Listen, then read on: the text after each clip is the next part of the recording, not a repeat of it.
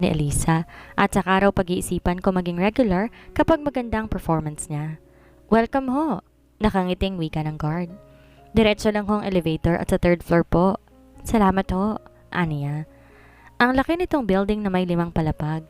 Katabi nito ang Makati Med at kaharap naman ang RCBC Plaza. Sa baba, parking lot at sa pangalawang palapag naman ay mga kainan gaya ng potato corner at restaurant. Sa third floor silang mga empleyado. Sa fourth, opisina ng mga boss at sa itaas, cafeteria at sports area gaya ng billiard. Nakisabay siya sa ibang empleyado sa elevator. Nang makalabas, nagtanong siya kung saan ang opisina na Elisa. Yon ang pangalang ibinigay na Rino at Clyde sa kanya. Morning, ako po si Amara. Pagkilala niya kay Elisa. Ikaw pala, welcome sa team namin. Nakangiting sabi ni Elisa. Oh yeah, newbie? Tanong ng lalaking may bitbit na kape. Yes po. Wow, swerte mo at sa amin ka napunta. By the way, Jason. Pagpapakilala nito sabay pahid ng kamay sa pantalon nang maibaba ang kape at nakipagkamay kay Amara. Ayos, ang dami na magaganda sa department natin. Loko ka. Ani Elisa sabay batok sa kasama. Umayos ka ha, baka matakot si Amara sa'yo. Grabe siya oh, ani Jason. Pero seryoso, ang ganda mo para kang modelo. Salamat. Nakangiting pasalamat niya. Uy, kape muna tayo. Ano bang gusto mong kape? Pagtitimpla kita. Tanong ni Jason. Sige, ako na ho magtitimpla. Saan ba po pwedeng bumili? Libre lang. Ako na muna tapos next day, ikaw na maghanda para sa amin. Biro naman, Jason. Kunan mo na siya ng kape. Dahil mo pang sinasabi eh. Utos ni Elisa. Sure. Pagpasensya mo na sa Jason ha. Maloko talaga siya pero masasanay ka rin. Paumanhin ni Elisa. Okay lang ho. Orient muna kita sa lugar. Ito ang office namin. Dito ang table mo. Panimula ni Elisa. Siya si Jen. Sabay turo sa nakasalamin na nakatutok sa computer. Hi! Bati ni Jen. I'm Mary Lou. Sabi ng medyo tumboyan na nag-aayos ng gamit. Casey. Sabi ng katabing table ni Mary Lou. I'm Kendra. You can call me Ken. Sabi ng bakla, mahaba ang buhok. Hi ma'am. Magalang na bati ng bagong dumating. Sorry I'm late. Ako ho pala si Lily, ang bagong hired po. Inarian pa silang 2 baguhan. Kampante naman si Amara sa mga kasama kahit napansin niya may iba't ibang personality ang mga ito. Napangiti siya na maupo sa sariling pwesto. May harang lang kada table nila para di makita ang kasama kapag nakaupo at makapag-concentrate sa trabaho. Mama, this is it. Bulong niya sa sarili at napahawak sa litrato nilang ina. Inayos niya ito sa gilid ng table niya bilang inspirasyon. Hello guys! Masiglang bati ni Rino nang pumasok. Hi sir! Halos sabay na bati ng mga empleyado. Pwede ko bang makausap ang 2 baguhan? Tumayo si Amara at lumapit kay Rino. Morning sir, bati ni Amara. Kamusta ang first day? Tanong ni Rino na nasa kay Lily ang tingin. Okay lang ho, magalang na sagot ni Lily. Friendly na mga kasama namin. Sa first day lang yan, sabat ni Jason. By the way, ito pala ang card ninyong 2 sa cafeteria. May 30% discount kayo pero ang mga resto sa second floor, bahala na kayo magbayad. Salamat ho. Pasalamat ni Amara sabay abot ng card. Sige, yun lang. Enjoy sa trabaho. Sabi ni Rino at ganitian si Amara at lumabas na. Saka bumalik sa opisina ni Clyde. Naibigay mo na? Tanong ni Clyde. Yes po. Kamusta naman siya? Binubuli ba siya? Di naman yata. Sa nakikita ko, okay naman siya sa mga kasama niya. Sure ka? Sa tingin ko ho, sagot ni Rino. Huwag ka mag-alala, marunong naman yatang makisama si Amara, boss. Anong sabi niya? Sa halip na sumagot, ngumisi si Rino kaya't dumilim ang mukha ni Clyde. May tinatago ka ba, Rino? Ha? Wala ho. Kung nag-aalala kayo sa kanya, pwede niyo naman ho siyang bisitahin. Malumanay na sagot ni Rino. Baliw ka ba? Pikon na wika ni Clyde at bumalik sa ginagawa. Don't worry, boss. Yakang-yakan na ni Madam Amara. Pang trabaho pero gaya nga ng sabi ko, pwede mo siyang bisitahin at kamustahin sa baba para makita mo siya. Pero baka magtaka ang mga empleyado kung bababa ka. Kailan ka pa naging madaldal? Supladong tanong ni Clyde. Labas na, nakakaistorbo ka na. Sige ho, sa labas lang ho ako. Ani Rino at mabilis pa sa 4:00 na lumabas. Kapag ganito ang mood ng boss, alam niyang nanganganib na ang karir niya. Kamusta ang first day? Okay lang, mababait naman sila. Sagot niya at nilapag ang adobong pusit. Kapag may nang bully sa'yo, sabihin mo sa akin ha? Bakit? Siyempre, para aware ako. Akala ko ba hindi ka makikialam? Boss mo pa rin ako at karapatan kong malaman ang nangyayari sa nasasakupan ko. Okay. Anong oras ka umuwi? Mga 5. Sagot ni Amara at nilagyan ng kanin ang plato ni Clyde. Maaga pa ako pinauwi ni Ma'am Elisa. Hindi ako kumakain ng kanin sa gabi. Napatigil si Amara sa paglagay ng pusit sa plato ng binata. Pero kumakain ka naman na. Dahil yon ang inihanda mo. Gusto mo ba akong tumaba? Kanin sa umaga, tanghali at gabi? Hindi mo naman sinabi. Ngayon, alam mo na. Pwede ka namang magkanin sa gabi dahil minsan ka lang nagkakanin sa breakfast. Kumain ka na nga, ani Clyde. Pwede namang wag kang kumain eh. Sabi ni Amara pero nagsimula ng kumain ng asawa. Di niya na to kinausap hanggang sa matapos silang kumain.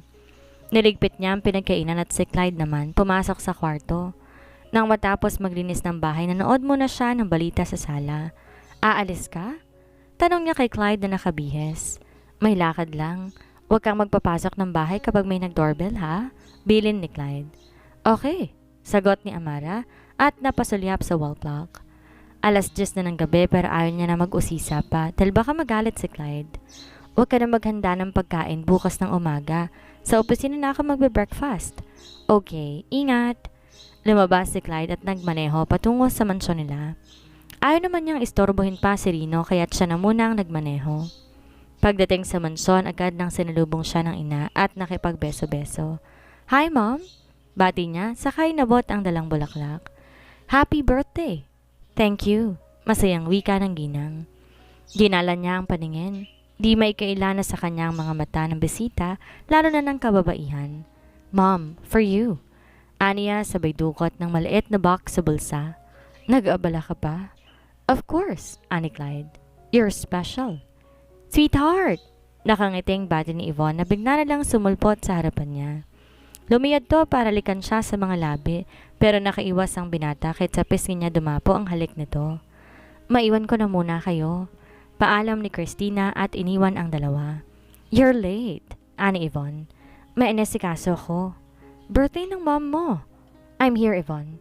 Pikon na sabi niya at kinuhang isang wine glass na dumaang waiter at saka nakaupo. Kunan kita ng food? I'm full. Kumain ka na? It's almost 11, Yvonne. What do you expect? Huwag ka namang suplado, Clyde. Naiinis ng sabi ng dalaga. Minahal mo pa rin ako. Past tense. Mamahalin mo ulit. Kampanteng sabi ng dalaga at ngumiti sa mga bisita na bumati ng mapadaan sa kanila. Umayos ka. Palapit si na dad. Pagbabanta ni Yvonne. Hello, iho. Nakangiting bati ni Miguel. Long time no see. Good evening ho, tito, tita. Tumayo ang binata, yumakap sa ama ni Yvonne, humalik sa pisngi ng ina nito. Sir, can I take a photo? Magalang na paalam ng photographer. Sure. Natutuwang pagpayag ni Mr. Balenciaga. Come here, son. Walang nagawa si Clyde kundi magpa-picture kasama si Yvonne at ng parents nito. Silang dalawa na. Sabi ni Miguel kaya't napapabuntong hininga si Clyde lalo na pinulupot ni Yvonne ang kamay nito sa kanang braso niya at ngumiti sa mga photographer. Kaya ayaw talaga niyang pumunta dito dahil masyadong ma-showbiz sa mga nandito kahit mayayaman ang bisita. Kung di lang kaarawan ng ina, hindi talaga siya sisipot. Iho, balita ko pinasok mo ng jewelry sa. Natutuwang sabi ni Yvette, ina ni Yvonne. Yes ho. So, okay ba? Curious na tanong ni Miguel. So far, so good po. Bakit hindi ka lumapit sa akin? I can provide your needs. Alam mo namang mining ang main source ng income namin. Tanong ni Miguel. Kilala niyo naman ho si Clyde. Ayaw humingi ng tulong hanggat kaya, sabat ni Yvonne. Kung kailangan mo ng tulong, don't hesitate to contact me, Clyde. Alam mo naman, anak na ang turing ko sa'yo. Thank you po. Excuse me ho, pupuntahan ko lang si mommy. Paalam niya sa mga magulang ni Yvonne at iniwan sila. Na makalapit sa ina, nagpaalam siya na uuwi na. Dito ka na matulog. Uuwi ako, mom. Iho, minsan ka lang naman pumupunta rito, sabat ng ama. Hindi mo pa pagbigyan ng ina mo. Kaarawan niya ngayon. Fine. Sa kwarto lang ako sa itaas but please don't disturb me. Pakiusap niya at iniwan ang mga magulang, saka tumungo sa kwarto at naligo. Paglabas niya, nakaupo na sa kama si Yvonne. Gusto ko na magpahinga. Ako rin, ani Yvonne.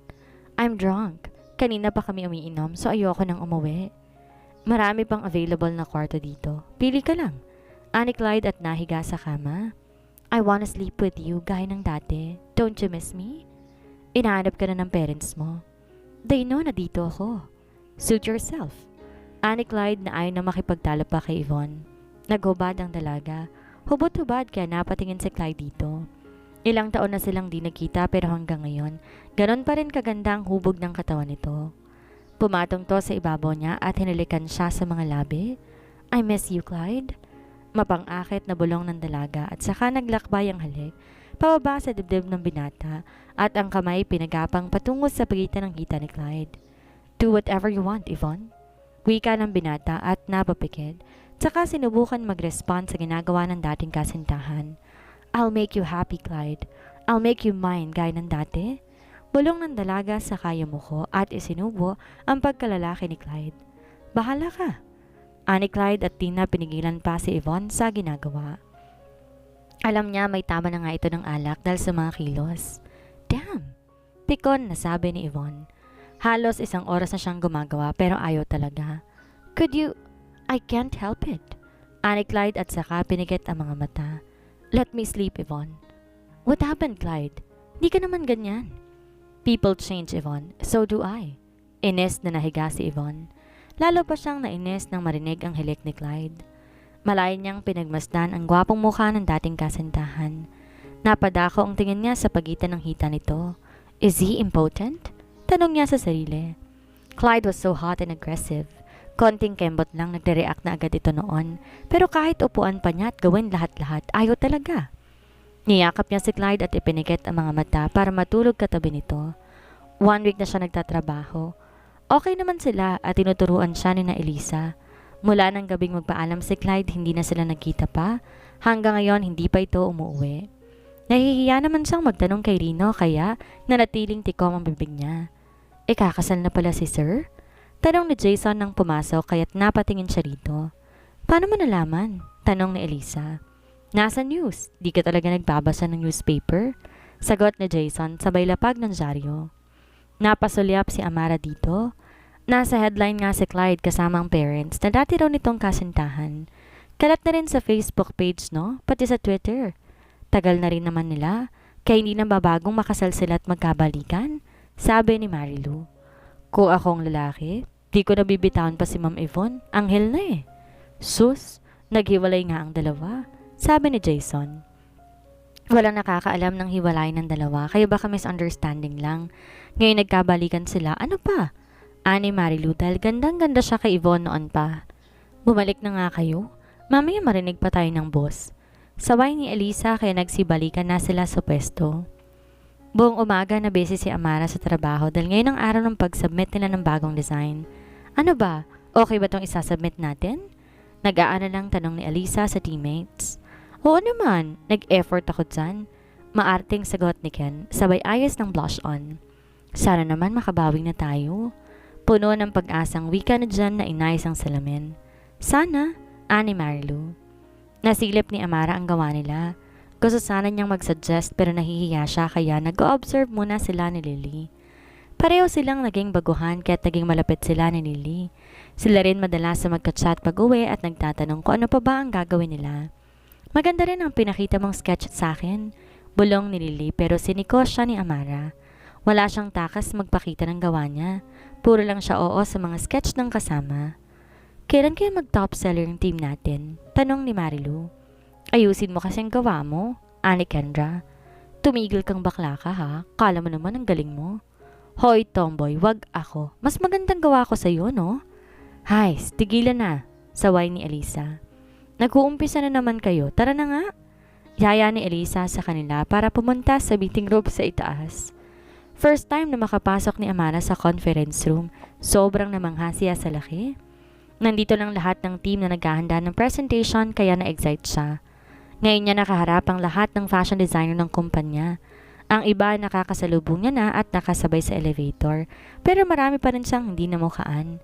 Galing naman, ang yayamanin nila. Bulong ni Lily. True, pagsang-ayon ni Amara. Dumating ang director para tumanggap ng presentation nila. Hindi ba magjo-join ng boss? Bulong ni Lily. Isa to sa mga inaabangan niya, lalo na nga't idol niya ito mula pa na mag-artista si Clyde. Hindi yata, sagot ni Amara. Kahit yung chairman na lang. Bulong ni Lily na ang tinutukoy ay ang ama ni Clyde. Wala silang shareholders. Ang kumpanyang ito, tinayo ng ama ni Clyde. Pinalago ng anak pero di na nakikialam ang ama. Good afternoon. Bati ni Ralph na pumasok kaya't nagsitahimik sila. Si Ralph ang board director ng kanilang department. Balita ko may new hire daw kada team. Magpakilala naman kayo. Napatingin sila nang bumukas ang pinto at pumasok sina Clyde at Rino. Lahat sila'y tumayo at bumati kay Clyde na parang santong sinasamba ng mga empleyado. Sumenya si Clyde kaya muli silang naupo. Binigay nila kay Clyde ang swivel chair sa gitna para makinig sa usapan nila. Ano na, magpakilala na kayo, sabi ni Ralph. Tayo munang lahat ng baguhan dito. Tumayo silang 6, tig-2 sa 3 team. Sa team na ni Elisa magsisimula, sabi ni Ralph. Ikaw magsimula ka na, turo niya kay Lily. Hello po, Lily, 26 years old po. Medyo kinabahan si Amara lalo na't nandito sa silid si Clyde, pero sinubukan niya maging maayos ang boses. Good afternoon, I'm Anika Amara Sebastian, 27, pagpapakilala niya. May nagtatanong pala kung may boyfriend ka na.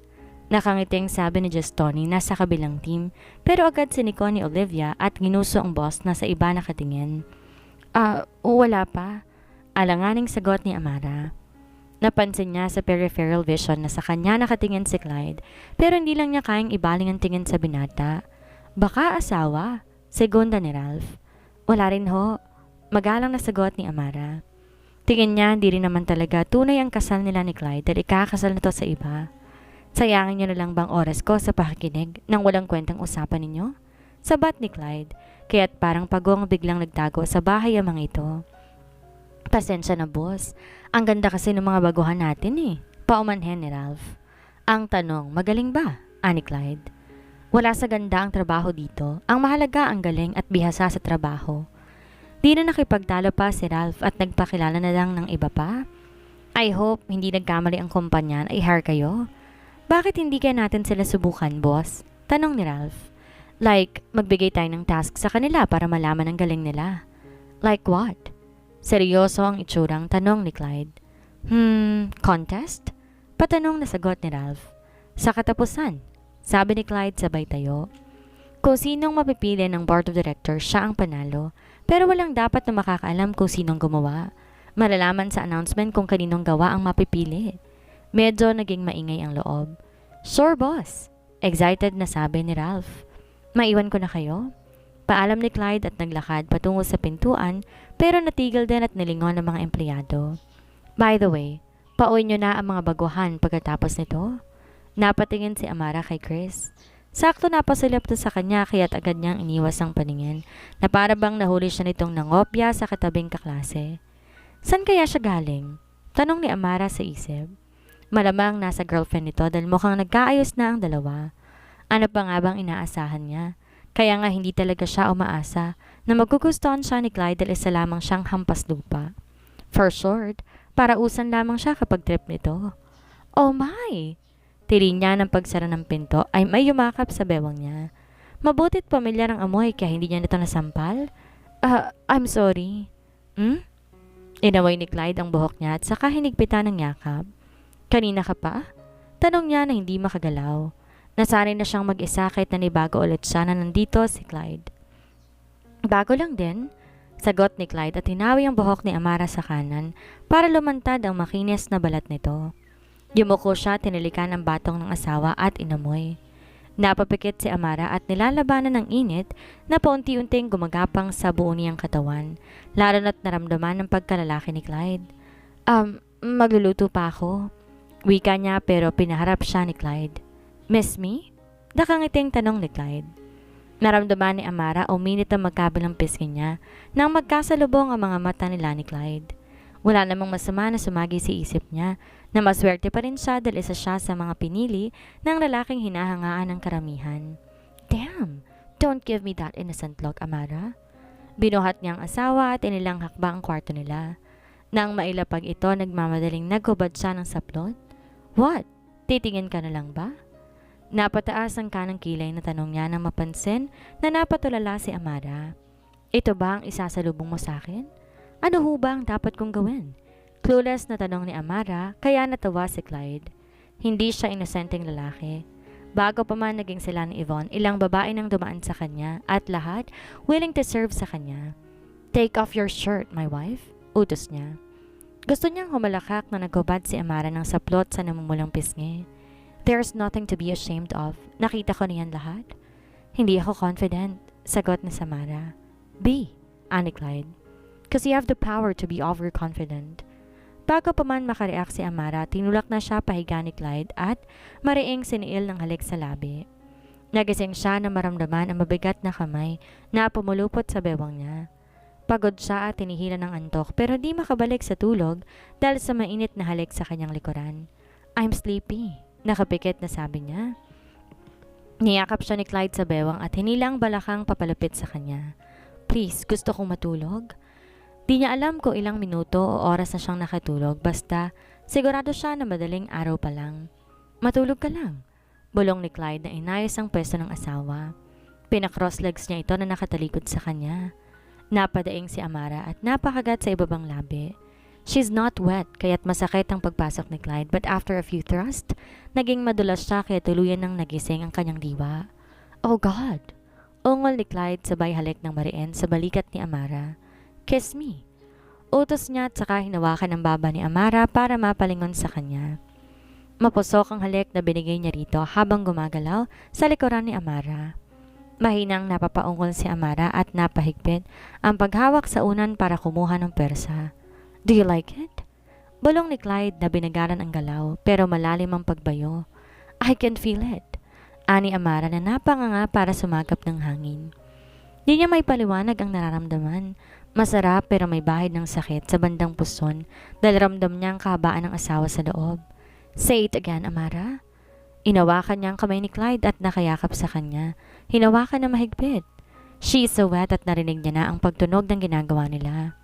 Halos mabaliw siya sa kasarapan. Yung pakiramdam na gusto niyang makaraos o malapit na siya pero hindi niya maabot-abot. Unlike siya kung nasa ibabaw niyang binata, makaraos siya anytime. Pero ito, it takes time and she likes it. Wife, kiss me now? Muli, lumingon si Amara at sinalubong ang mamasamasang labi ng asawa. Bumilis ng bumilis ang paggalaw ni Clyde na makuhang nais iparating ng katawan ng asawa. Pinakawala ni Clyde ang mga labi niya. Don't worry, I will let you come, Amara. Hinatak na muli ang bawang nito para mas mapadikit sa kanya at binilisan ang paggalaw. Tumigil si Clyde at niyakap na mahigpit ang asawa para manumbalik ang lakas at ma-enjoy ang sandaling kasuktulan. Come here, wife. Bulong niya at saka pumaibabaw sa nakatalikod na asawa. I wanna come too. Aniya at saka hindi na napigilan ang sarili na makaraos dahil alam niyang nasatisfy ng asawa.